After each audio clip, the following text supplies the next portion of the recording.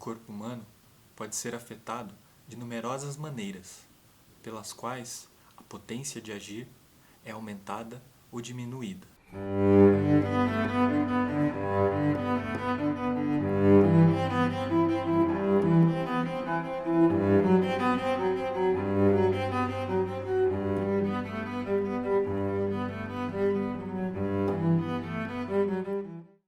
Adriana Falcão, em seu poema, diz que o sentimento é a língua que o coração usa quando precisa mandar um recado. Pensando nisso, quais os recados que você anda desejando mandar para alguém? O que é aquilo que sentimos? De modo geral, o vocabulário dos sentimentos nas línguas europeias é organizado em torno de dois polos. O primeiro deles remete a uma ideia de uma atividade física, em que aparecem ideias de turbulência ou instabilidade, no sentido de algo que se move e transforma a si mesmo. Por outro lado, o outro polo seria a ideia de um efeito de uma causa externa que a mente estaria exposta, no sentido de uma agitação como forma de passividade. Segundo alguns estudiosos, essa dupla maneira de pensar se deve em decorrência da maneira de traduzir os termos para os sentimentos e os afetos da antiguidade para as línguas modernas. Deixando de lado as sutilezas dessas transformações, em linhas gerais, entendemos a noção de afeto em uso comum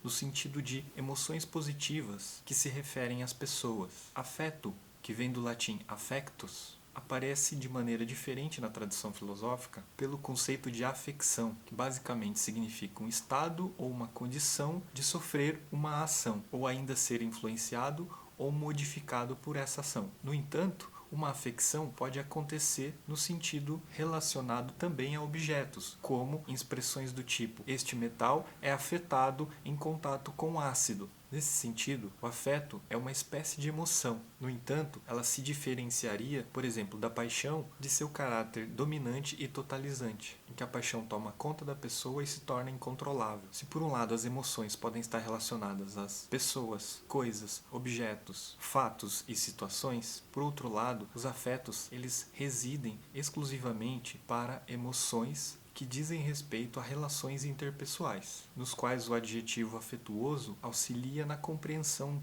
da dimensão do conceito de afeto. Assim, os afetos seriam um conjunto de atos e atitudes semelhantes, por exemplo, à bondade, benevolência, inclinação, ternura e etc. Termos que se referem a um preocupar-se com ou cuidar de outra pessoa. Aquilo que se diz, por exemplo, quando uma pessoa tem necessidade de afeto. Especificamente nesse sentido, é possível entender o afeto como uma forma do amor. Pensando as emoções como uma espécie de reação repentina, a gente poderia catalogar as emoções como sendo afetos repentinos. Por outro lado, os sentimentos, como uma faculdade ou uma capacidade de sentir, seriam emoções duradouras, que se utilizam das emoções para se constituir. Baruch Spinoza vai caracterizar o afeto como uma espécie de potência que pode aumentar ou diminuir a nossa capacidade de viver. Nesse sentido, a alegria seria um exemplo de um afeto que pode proporcionar essa intensificação da vida no convívio com outras pessoas. Esses afetos produziriam na convivência social uma interação e uma influência sobre as pessoas, nesse sentido, aumentando ou diminuindo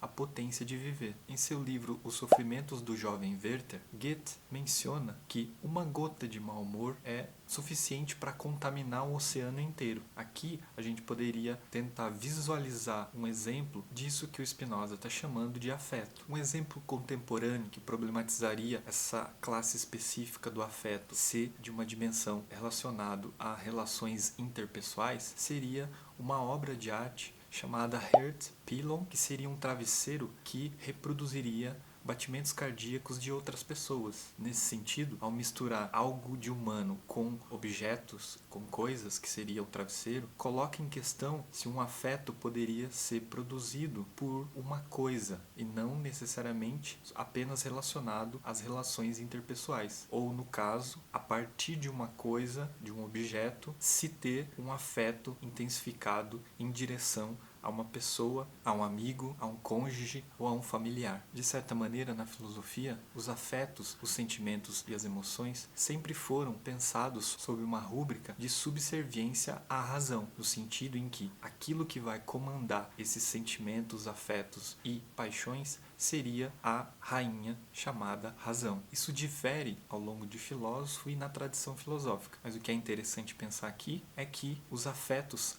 são parte integrante daquilo que a gente é como ser humano, principalmente em comunidade, na relação que estabelecemos com os outros e com o próximo.